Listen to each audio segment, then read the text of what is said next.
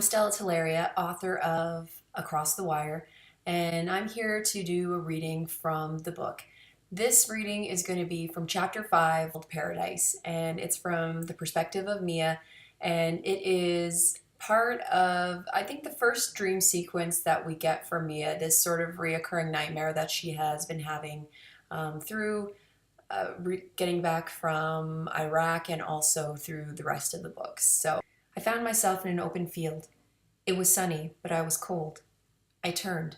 A smooth, polished piece of granite marked Dad's grave. His casket was buried in the cold earth, but he wasn't in there, inside that wooden box. He was free somewhere, roaming the world in some capacity, enjoying himself. It was I who was trapped in a box. Strong arms surrounded me. I turned into them, to Harris, to the only other man I'd ever trusted. It's okay.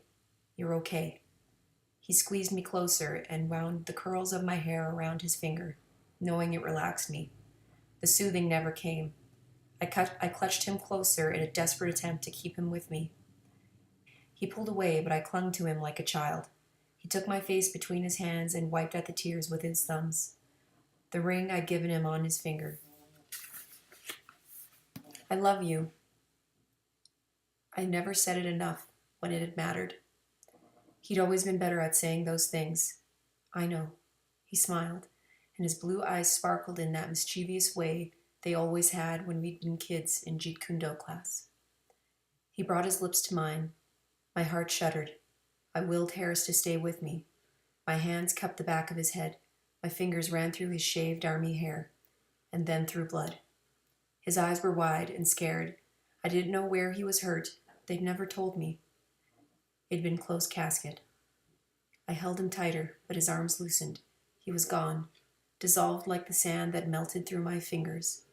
The band he'd given me melted too, burning my hand. Alone and surrounded by blackness, I fell to my knees. It was my fault he was gone. Why had Harris come with me? Wind struck my face. The moon looked down on me, an insect in its path.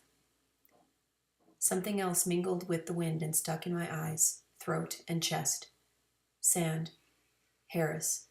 Desolation. A berm on either side of me and a ranger graveyard before me. I was in the middle of the desert. The cold made me tremble, and then the fire came. Keep moving.